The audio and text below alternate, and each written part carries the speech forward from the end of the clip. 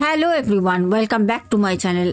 এরম আছো সবাই? সবাইকে নতুন বছরের অনেক অনেক শুভেচ্ছা, শুভ কামনা রইল। আর হ্যাঁ, অবশ্যই আমার তরফ থেকে আমি তোমাদের সকলকে একটাই কথা বলবো আর ভগবানের কাছে প্রার্থনা করব, জানো তোমাদের এতদিন যা মনের কামনা বাসনা ছিল পূর্ণতা পাইনি, আমি বলবো যেন 2025-এ সবার মনের বাসনা কামনা যা আছে যেন পূর্ণতা পায়। চলো, হ্যাপি নিউ ইয়ার 2025 আজকে বলে তোমাদের সাথে ঘটনা শেয়ার করছি। আজকের ঘটনায় আমাদের ফুটেজ আছে। হ্যাঁ, আজকের ঘটনায় একটা দারুণ ভয়ঙ্কর ফুটেজ। অনেক কষ্টে সেই জায়গা দিয়ে লুকিয়ে চুরিয়ে গাড়ি নিয়ে গিয়ে ফুটেজ সংগ্রহ করে আমাকে দিয়েছে। বহুদিন ধরে এই ঘটনাটা আমার কাছে আসছিল, বহুদিন ধরে আমাকে বোন বলছে দিদিভাই ঘটনাটা নাও, এই ঘটনাটা নাও, কারণ এই ঘটনাটা প্রত্যেকটা মানুষের আজকে শোনা বা দেখার কথা বললাম শুধুমাত্র এই কারণে ফুটেজ রয়েছে। আর শোনাটা খুব খুব মূল্যবান, কারণ আজকে এমন একটা ঘটনা তোমাদের সাথে শেয়ার করব। এই ঘটনাটা একটাই কথা বলবো, খুব মনোযোগ সহকারে সবাই শোনো। আবারও একটা বছর পর আসলাম, কিন্তু তোমাদের কথা দিয়েছিলাম 2024-এ এক বছর পর দেখা হবে, তো চলে আসলাম। আচ্ছা, এবার আমি তোমাদেরকে বলি, একটা করে লাইক করে দাও। যারা এখনো পর্যন্ত ভালোবেসে চ্যানেলটাকে সাবস্ক্রাইব করোনি অবশ্যই করে নিও। এবার ঘটনাটা বলি। আমাদের বোন বলছে দিদিভাই এই ঘটনাটা হচ্ছে আমার বাবার বাড়ির ঘটনা বলে আমি পাবলিকলি তোমাকে এই আসল জায়গার যে ঠিকানা মানে লোকেশন আমি দিতে পারবো না, কারণ এই যদি আমি লোকেশনটা বলে ফেলি তাহলে হয়তো আমার বাবা মাকে সুসাইড করতে হবে। আজকে হাইট রেখে আমি তোমাকে আজকে ঘটনাটা শেয়ার করছি, শুধু লোকেশনটা হাইট রেখো। আর হ্যাঁ, এই বোন নিজেদের জায়গা নিজেদের বাড়ি তাহলে লুকিয়ে লুকিয়ে রাতের অন্ধকারে ফুটেজ কেন তুলেছে, কেন ভিডিও আমাদের পাঠিয়েছে, এত কিছু প্রশ্ন তোমাদের মনে মাথায় আসছে, তো আজকে সব বলবো, সাথে থাকো। আমাদের বোন, ওর আমি একটা কাল্পনিক নাম দিলাম, চলো মৌমিতা বলে দিদিভাই আমরা হচ্ছে 91 পরিবার ছিলাম। প্রায় 75 বছর আগে আমাদের পরিবারটা ছারখার হয়ে যায় একটা ভুল বশত, একটা ভুলের কারণে। কি ভুল, কিভাবে কি হয় সব বলবো। আর আজ সেখান থেকে কেউ দিনের বেলাও যায় না, সেই বাড়ি এখনো পড়ে আছে। ফুটেজ দেখবে, সাথে থাকো। সেই যে জমি জায়গা বিঘা বিঘা এখনো কিন্তু পড়ে আছে। আমাদের বোন মৌমিতা, যার আমি কাল্পনিক নাম দিয়েছি মৌমিতা, বোন বলছে দিদিভাই আমাকে আমার বাবা মৃত্যুর আগে, আমাদের বোনের বাবা কিন্তু মারা গেছেন, বোনের বাবা বলে গেছিলেন যে এই বাড়িতে এমন একটা ভুল কাজ আজ থেকে 75-76 বছর আগে আমার বাবার ওপরে যে আমার জেঠুমশাই আছেন, মানে আমার বাবার বড় দাদা, উনি খুব জমিদার টাইপের লোক ছিলেন, তো রাগী ছিলেন, এক কথার মানুষ ছিলেন। উনি একটা বিশাল বড় ভুল করে ফেলেছিলেন। ভুলটা কি জানো? উনি সবাইকে কথা দিয়ে দিতেন, একটা কথা যদি ওনার মুখ থেকে বেরিয়ে যেত তাতে যদি কারোর গদ্দান চলে যায় যাবে, কিন্তু ওনার কথা রিটার্ন আসবে না। আমাদের বোন মৌমিতা বলে দিদি ভাই তুমি বিশ্বাস করবে না, আমার বাবার মুখ থেকে শোনা, আমার বাবা এই কথা বলার পর কিন্তু বাবার মৃত্যু হয়। আর হ্যাঁ, বাবা কিন্তু ভালো করে জানতেন যে এই কথা বলা যাবে না, নিজের পরিবার কি বাইরের লোক কাউকে না বলা যাবে না। আর আজকে যে ঘটনাটা তোমাদেরকে শেয়ার করছি, ঘটনাটা আমাকে যখন বোন বলে তার আগে কিন্তু আমি অনেক কিছু করে নিই, কারণ তোমরা অনেকেই জানো আমি ফিউচার বলতে পারি, আমি অনেক কিছু করতে পারি যেটা আমি করতে চাই না। হ্যাঁ, কিছু কিছু আমার খুব যারা কষ্টে রয়েছে কিছু বোন ভাই, তাদেরকেই আমি সেগুলো দিই, এছাড়া আমি কাউকে এসব দিই না, কারণ আমার শারীরিক ভেতর থেকে শরীর খারাপ করে, তোমরা অনেকেই জানো। যাই হোক, সেই প্রসঙ্গ থাক আলাদা। বোন বলে, দিদিভাই আজকে আমার নিজের ভয় লাগছে, আমি বারবার করে যোগাযোগ করেও তোমায় বলতে পারছি না, তুমি আগে কিছু তোমার শরীরে প্রোটেকশন নাও, তারপর তোমায় বলবো। আমি বললাম, আমাকে ভয় পেও না, আমি চ্যালেঞ্জ করে বলতে পারি আমি কাউকে ভয় পাই না, পৃথিবীতে কাউকে না, শুধু ভয় পাই এক হচ্ছে উপরওয়ালা, আমার বড় মা, আমার সৃষ্টিকর্তা যে আমাদের সৃষ্টি করেছে, এছাড়া কাউকে না। বোন আমাকে বলে রীতিমতো কান্নাকাটি করেছে, রীতিমতো। তোমরা কিছুটা শোনো, তাহলে তোমাদের হয়তো আজকে আমার ঘটনাগুলো যে আমি তোমাদের বলি বা তোমাদের বলছি, তোমাদের কিছুটা হলো বিশ্বাস হবে। আমি জানি তোমরা আমাকে বিশ্বাস করো, আমি জানি, অন্তর থেকে আমি জানি, তবুও আমি তোমাদের একটা জিনিস শোনাতে চাই। দর্শক বন্ধুরা, তোমরা আজকে মানুষ কতটা আমাকে বিশ্বাস করে, কতটা আমাকে ভালোবাসে, আজকে আমি সত্যি মানে আপ্লুত তোমাদের কাছে। আমি ছোট্ট একটা ভয়েস তোমাদের শোনাই, শোনো। দিদি, না দিদি, তুমি যাবে না, তুমি করতেও যাবে না দিদি। তুমি কেন স্বার্থপরের মধ্যে শুধু দিদির কাজটা বুঝে নেবো, তারপরে দিদি চলে যাবে কেন? দিদি তুমি থাকবে, সারা জীবন তুমি থাকবে দিদি। আর বেশি কিছু শোনাবো না, কারণ এগুলো শোনানোর মতো না, এটা আমার ভালোবাসা, আমার বোন, আমার মানুষ, আরো অনেক অসংখ্য মানুষ আছে যাদের ভালোবাসা আমি এরকম করে শোনাবো না। শুধু শোনালাম তোমাদের এই কারণে যে এরকম ভাবেই সেই বোন কান্নাকাটি করে আমাকে বলে, দিদিভাই আমি চাই না তোমার কোনো ক্ষতি হোক, কোনো মূল্যে আমি তোমাকে হারাতে পারবো না, কারণ বোন আমার কাছ দিয়ে ওর জীবনের, ওর হাজবেন্ডের বিষয়ে অনেক কাজ করিয়েছিল, আমি তাকে দিই। বলছে, দিদিভাই আমার মাথা খারাপ হয়ে যাচ্ছে, আমি পাগল হয়ে যাচ্ছি, তুমি কি ম্যাজিক জানো? দিদিভাই তুমি কে, তুমি কে, তুমি মানুষের রূপে? আমি কেউ না। ঘটনাটা বলি, তার জন্যই সেই বোন আমাকে বলেছিল, আমি অনেক কিছু করার পর আজকে ঘটনাটা নিয়ে তোমাদের বলছি। বোন বলছে আজ থেকে 75 থেকে 76 বছর আগে বাড়িতে যখন যৌথ ফ্যামিলি, 51 পরিবার, সাবেকিয়ানার সবকিছু বাড়িতে পুজো হতো, বলছে আমাদের বাড়িতে বিশাল বড় দুর্গা পুজো হতো। এখন যদি আমি এই সোশ্যাল প্ল্যাটফর্মে দাঁড়িয়েও নাম বলে ফেলি না অনেকে, আমি জানি আমার ঘটনা নানা জায়গার মানুষ তোমরা দেখো, বুঝে যাবে হয়তো, সেখান থেকেও কেউ না কেউ আজকে অবশ্যই ক্যামেরার ওপার থেকে শুনছো। বলছে দিদিভাই বাড়িতে পুজো হতো, জানো দিদিভাই আমার জেঠু মশাই একটু রাগী ছিলেন, একটু না অনেকটাই, আর জমিদার টাইপের মানুষ ছিলেন তো। বলছে দিদিভাই তুমি বিশ্বাস করবে না, আমাদের বাড়িতে একটি মহিলা কাজ করত, ও বলতে হয়তো কটু লাগছে এখানে, ক্ষমা প্রার্থী বোন বলেছে, কিন্তু সত্যি যেটা, কারণ দিদিভাইয়ের চ্যানেলে সত্যিটা বলা হয় তো সত্যিটাই বলবো, সেখানে দাঁড়িয়ে আমি কিন্তু বোনের ভাষায় কথাটা বলছি, ঠিক আছে? বোন যেরকম শেয়ার করেছে, বলছে দিদিভাই আমার জেঠুমশাইয়ের চোখ পড়ে যায় সেই বউটার ওপর। জমিদার ধরনের মানুষদের মনে হয় চরিত্রে একটা দাগ থেকেই যায়, খুব কম জমিদার আছে যাদের চরিত্রটা হয়তো সত্যি সত্যি ভালো হয়। বউটার প্রতি এতটাই আকৃষ্ট হয়ে পড়ে, বউটার প্রতি প্রেমে এতটা লিপ্ত হয়ে যায়, একদিন রাতের অন্ধকারে বউটাকে বাড়ির পেছনে জোর করে ঘ্যাসরাতে ঘ্যাসরাতে হ্যাসরাতে হ্যাসরাতে নিয়ে যায়।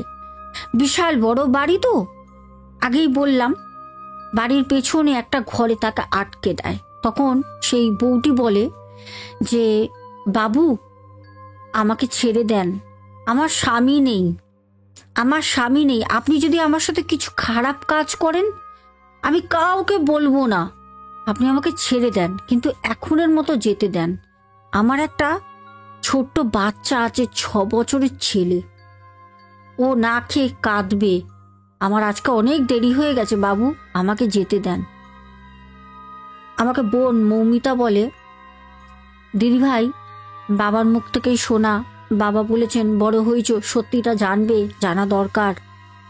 বলছে আমার জেঠুমশাই তাকে ছাড়িনি, তার সাথে খুব খুব খারাপ একটা ব্যবহার করে। তখন রাতের অনেক রাতে সে যখন বেরিয়ে বাড়ি চলে যায়, তারপর সেই বউটি বাড়িতে প্রায় 1 মাস কাজে আসেনি। কাউকে জেঠুমশাই বলতে পারছে না। জেঠিমা বলছে, কি হলো, আমাদের কাজের মেয়েটা আসছে না তো, অল্প বয়সের একটা মেয়ে, স্বামী নেই যার, সে তো অসহায়। তখন বলছে যে আমি তো জানি না কেন আসছে না, তুমি আমার কাছে প্যান প্যান করছো কেন? তখন জেঠিমা বলে, না না, তোমার কাছে বলবো কেন, ঘরে তুমি আছো, আমি কি বাইরের লোককে বলবো, আমি কি গ্রামের লোককে বলবো? যাই হোক, জেঠিমা না বলেই চুপ করে সকালবেলা উঠে, জেঠিমা ছিলেন মাটির মানুষ, জেঠুমশাই ছিলেন তার বিপরীত। জেঠিমা তার বাড়িতে চলে যায়। মেয়েটি কাঁদতে কাঁদতে সব বলে ফেলে। তখন মেয়েটিকে বলল, আমি তো কিছু করতে পারবো না রে, তবে তুই কাজে যাস, তুই যদি কাজ না করিস তোর ওই 6 বছরের ছোট বাচ্চাটার মুখে কি তুলে দিবি? তুই কাজে যাস, কি করবি দেখ, আমি তোর বাবুর হয়ে ক্ষমা চাইছি, ক্ষমা প্রার্থী তোর কাছে, আমি জানি তুই আমাকে ক্ষমা করবি না। তখন কাজের গরিব মেয়েটি বলে, না মালকিন, এই কথা বলো না, আমি কে, আর তুমি আমার কাছে আসলে বলে, নালে হয়তো আমি যেতামও না, আমার সাথে যা হয়েছে হয়েছে, আমি কাউকে বলবো না। যাই হোক, সব থেকে গুরুত্বপূর্ণ কথা হচ্ছে, মেয়েটি জেঠিমার কথায় ভুলে যায়, গিয়ে পরের দিন আবারও কাজে আসে। জেঠিমা বলেছিল, তুই একা যাবি না, তোর 6 বছরের ছেলেটাকে নিয়ে যাবি, হয়তো ওই বাচ্চাটার মুখ চেয়ে কোনো সময় তোর সাথে খারাপ ব্যবহার আবারও করবে না, ছেড়ে দেবে। আসলে আমার তো স্বামী হয়, আমি কি বলবো, হয়তো আমাকেই ঘর থেকে বের করে দেবে। যাই হোক, মেয়েটি পরের দিন কিন্তু কাজে আসে। আর জেঠুমশাইয়ের শারীরিক অত্যাচার মেয়েটার উপর প্রত্যেকদিন চলতেই থাকে। একদিন ছেলেটি বাধা হতে ছেলেটিকে বাড়ির পেছনে একটি পুকুরে মেরে ফেলে দেয়, গলাটা কেটে ফেলে দেয় জেঠুমশাই নিজে। যখন ফেলে দেয় তখন তার মা অনেক আকুতি বিকুতি করতে করতে যখন চোখের সামনে তার সন্তানের এরকম হত্যা দেখে, তখন সেই মা নিজে ওখানেই নিজের প্রাণটা দিয়ে দেয়। যাই হোক, তারপর থেকে বাড়িতে একান্নবর্তী পরিবারের সব আস্তে আস্তে না একে একে কেউ বাড়ির লোক মরতে শুরু করলো, কেউ বাড়ি ছেড়ে অন্যত্র চলে যেতে শুরু করলো। এরকম শুরু হলো বাড়ির মধ্যে। যখন সেই মেয়েটি কাজের যখন নিজের জীবনকে শেষ করে ছেলেটির ওরকমভাবে হত্যা দেখার পর, তখন বলেছিল, বাবু তোর এই পরিবার আমি শেষ করে দেবো। আমার পরিবার কিছু ছিল না, একটাই ছিল, সে আমার পরিবার, আমার 6 বছরের বাচ্চাটা, তাকেও তুই মেরে ফেললি, তোকে আমি শেষ করে দেবো, তোর পরিবারকে শেষ করে দেবো বলে সে সুসাইড করে নেয়। হ্যাঁ, আশ বটি দিয়ে তার গলাটা টেনে দেয়। এই ঘটনাটা আমাদের বোন বলে, দিদিভাই আজকে তুমি জানলে তোমার মাধ্যমে অসংখ্য মানুষ জানবে, আমাদের এই বাড়ির পুরো পৌরাণিক ইতিহাস কেউ জানে না, যার জন্য আমি ঠিকানাটা তোমাকে বললাম না। আমাদের বোন ফুটেজও পাঠায়, সেইখানের ফুটেজ রাতের বেলা তোলা আমি তোমাদেরকে দেখাবো। যেইখানে হত্যা করা হয়েছে সেই জায়গার ফুটেজ আমার কাছে আছে। আজ থেকে 75-76 বছর আগেকার একটা ফুটেজ, তোমরা দেখতে চাইবে, তোমরা দেখবে। একটা কথা বলি, আমাদের বোন বলে দিদিভাই, ওই বাড়িতে অস্বাভাবিকভাবে জেঠুর মৃত্যু হলো। অস্বাভাবিক, যে জেঠু একটা সময় হাঁটু দুটো পড়ে যায়, চলতে পারতো না, খাটের উপর শুয়ে রয়েছে। জেঠু নাবার ওঠার জন্য সিঁড়ি দিয়ে দুটো লোক তাকে ধরতে লাগতো। আমার জেঠু হাঁটাচলা করতে পারতো না। বলে না, পাপ কখনো বাপকে ছাড়ে না। সেই জেঠু যখন মৃত্যুকাল, যখন জেঠুর যখন শরীরটা পাওয়া গেল, জেঠু আমাদের বাড়ির ছাদে, জেঠু একটা কোনায় এরকম ভাবে পড়ে আছে, মনে হচ্ছে জেঠুকে যেন কেউ বুকের ওপর বসে গলা টিপে জেঠুর জিভ চোখ সব বের করে দিয়েছে, শেষ করে দিয়েছে। যত প্রতিশোধ, যত রাগ, সব তার একবারে শেষ হয়ে গেছে। যখন জেঠুর সেই মৃত শরীরটা ছাদের উপর পড়ে রয়েছে, সারা গ্রামের লোক সেই বাবুকে দেখতে এসছে। জমিদার বাবু, সবাই দেখেছে জমিদার বাবুকে নামানো হলো। সবাই অবাক, এ কি, জমিদার বাবু উপরে গেল কি করে? সে তো হাঁটতে পারে না।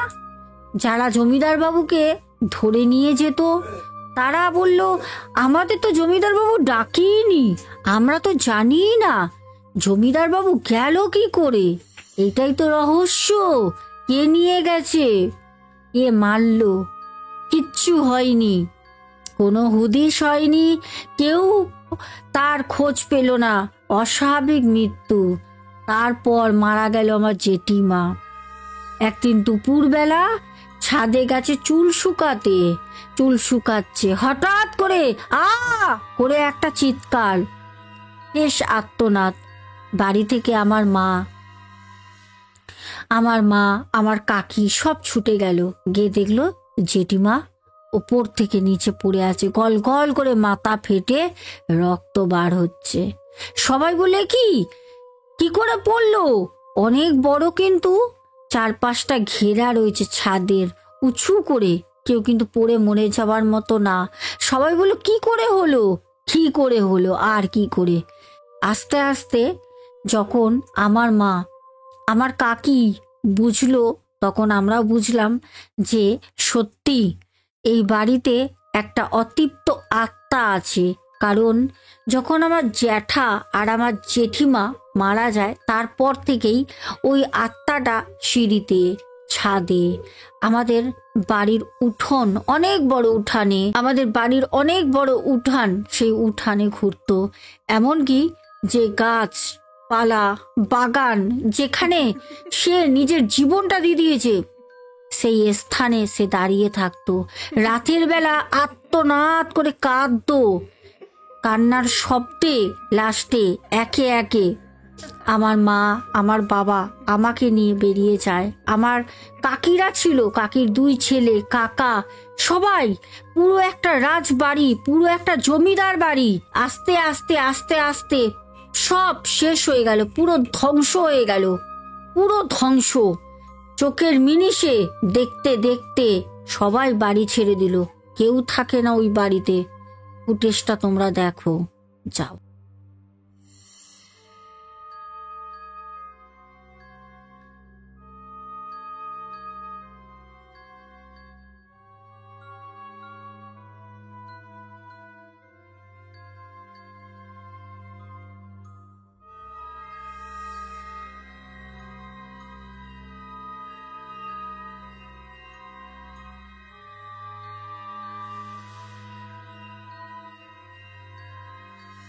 দেখলে প্রিয় দর্শক বন্ধুরা, ফুটেজটা অনেক কষ্ট করে বোন আর বোনের সাথে বোনের হাজবেন্ড, তার আরো 3টে বন্ধু, সবাই মিলে গাড়ি করে গিয়ে কোনো রকমে হাতটা বাড়িয়ে ওইখান থেকে আস্তে করে আমার জন্য, শুধু এতটা নিজের জীবনকে দায় রেখে আমার জন্য, তোমাদের জন্য ফুটেজটা পাঠিয়েছে।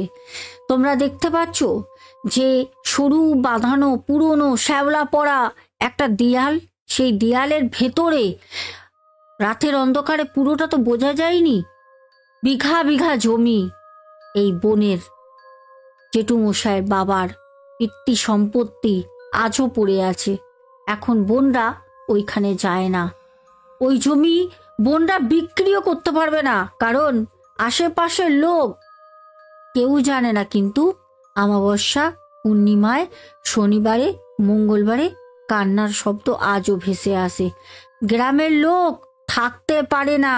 গ্রামের লোক শনিবার, মঙ্গলবার, অমাবস্যা, পূর্ণিমায় সবাই ওই কান্নার শব্দে সন্ধেবেলা বাড়ি ঢুকে যায়। এখনো পর্যন্ত, এখনো।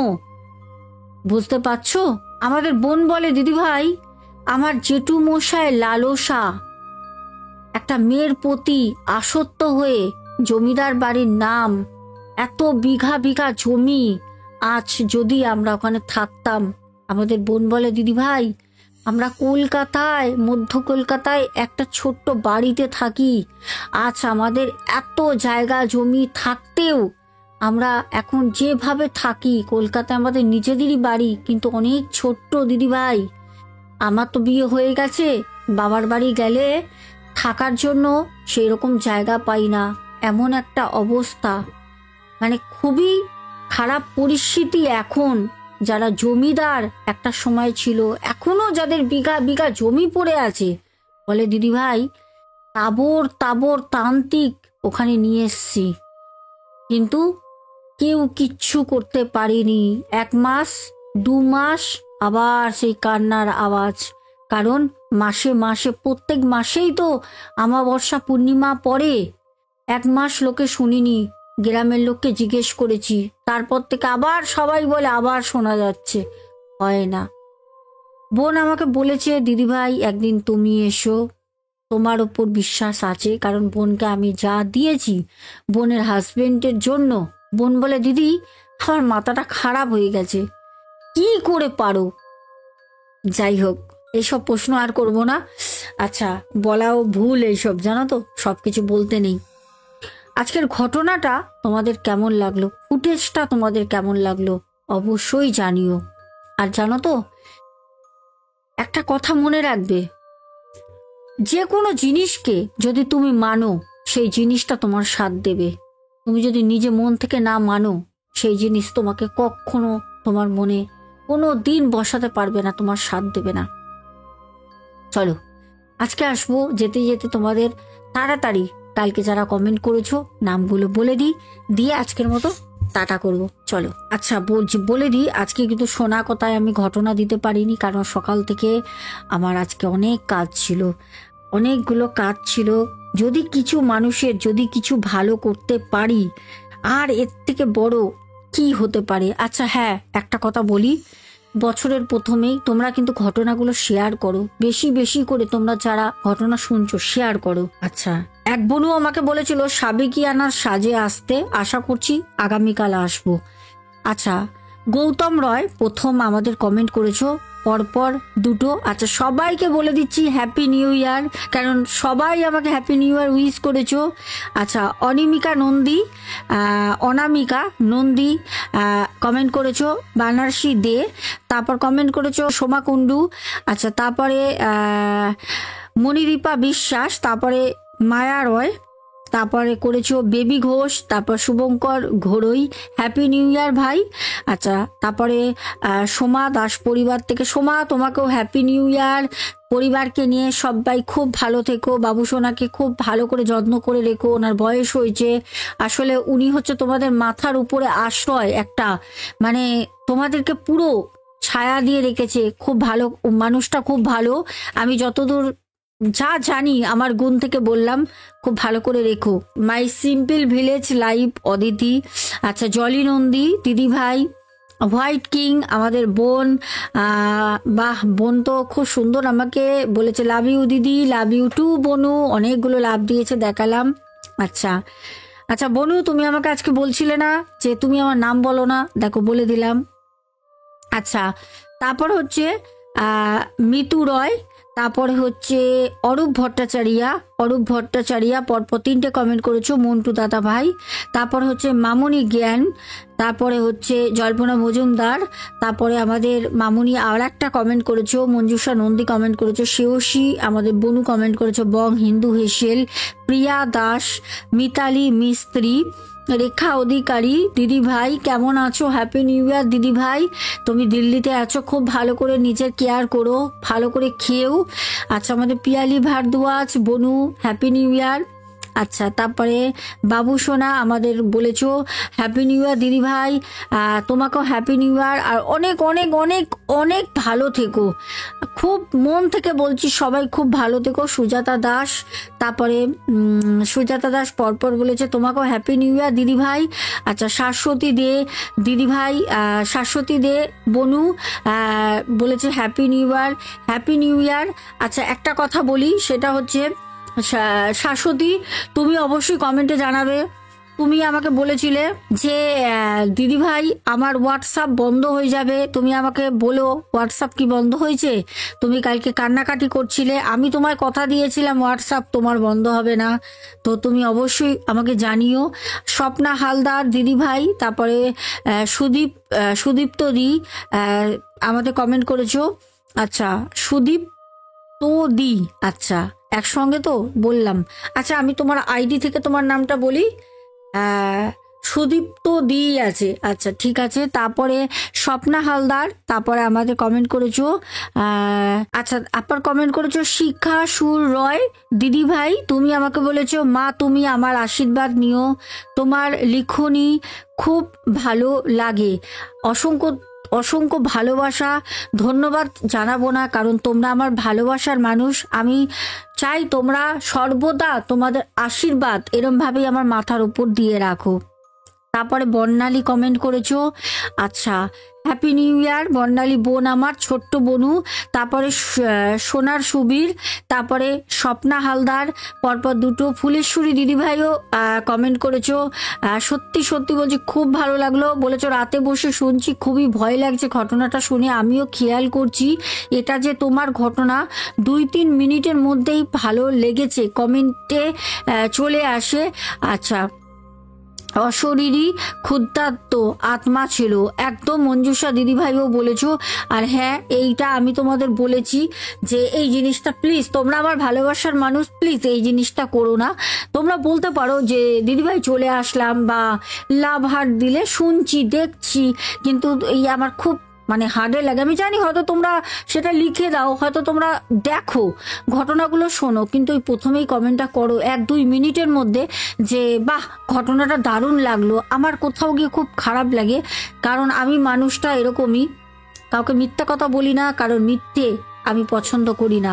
যদি সে আমাকে কোনো খারাপ কাজ করে মিথ্যা কথা বলে যদি সামনে এসে বলে, মানে কিছু করে যে আমি এটা ভুল করেছি, আমি তাকে কিন্তু 2 দিন রাগ করব, ভুলে যাব।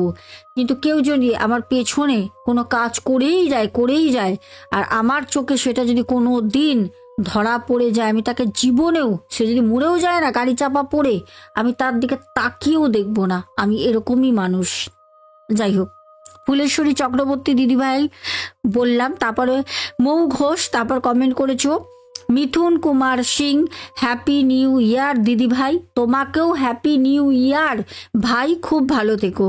আচ্ছা, তারপরে দীপা বলেছো দিদি ভাই সুস্থ থেকো, ভালো থেকো, নতুন বছর নতুনভাবে জীবন কাটিও, হ্যাপি নিউ ইয়ার তোমাকেও। আচ্ছা, SK কালিম দাদা ভাই হ্যাপি নিউ ইয়ার দাদা ভাই। পিঙ্কি সাহা তোমাকেও হ্যাপি নিউ ইয়ার। আচ্ছা, প্যান্থার গেমিং ওয়াইটি দাদা ভাই তোমাকেও অনেক অনেক ভালোবাসা আর happy new year. Rajiv Jaiswal, আচ্ছা তোমাকেও অনেক অনেক ভালোবাসার সাথে happy new year. Sunil Bhattacharya লিখেছো ওটা জিন ছিল, আমি শুনেছি জিনেরা মাছ খুব প্রিয়। হ্যাঁ, মাছ আর মিষ্টি জিনেরা খুব ভালোবাসে, আর যেহেতু খাবারে মাছ ছিল তাই নিয়ে গেছে। একদম, আমিও তো সেটাই বলছিলাম, তোমাদের মতামত চাই, তোমরা যে মতামত দাও এটা আমার খুব ভালো লাগে। রিনা সিনা দিভাই বলেছো হ্যাপি নিউ ইয়ার, হ্যাপি নিউ ইয়ার তোমাকেও। সুমনা ভট্টাচার্যা তোমাকেও হ্যাপি নিউ ইয়ার। তারপর পিঙ্কি সাহা, সবাইকে আমি আর আলাদা করে বললাম না, সবাইকে হ্যাপি নিউ ইয়ার। পার্থ রয় দাদা ভাই, তারপরে হচ্ছে সুমনা ভট্টাচার্য, পায়েল রয়, আচ্ছা দেবস্মিতা চক্রবর্তী, সুদীপ্ত ব্যানার্জি, বনানী কর্মকার দিদিভাই, আচ্ছা তারপর হচ্ছে তানিয়া অধিকারী, গৌরী বসাক, সবাইকে হ্যাপি নিউ ইয়ার। আচ্ছা গাজী বাবা, বাবা কতদিন পর আমি মাঝে মাঝে মনে করি যে আমাকে এই আইডি থেকে আর কোনো কমেন্ট করে না, আগে তো রেগুলার করতে, খুব ভালো লাগলো, ভালো থেকো, হ্যাপি নিউ ইয়ার। আচ্ছা তারপর বনানী কর্মকার দিদিভাই আবারও লিখেছে, তারপরে কমেন্ট করেছো হাওড়া আন্দুল থেকে টুকু, আচ্ছা লাভ ইউ দিদি, লাভ ইউ টু, আচ্ছা খুব ভালো থেকো টুকু। আচ্ছা আশিস মাঝি বলেছো হ্যাপি নিউ ইয়ার, হ্যাপি নিউ ইয়ার, তুমিও খুব ভালো থেকো, আমি আছি, সব কিছু দেখে নেবো, কোন দিক থেকে বলছি তুমি বুঝতেই পারছো, হোয়াটসঅ্যাপ, ঠিক আছে চিন্তা করো না।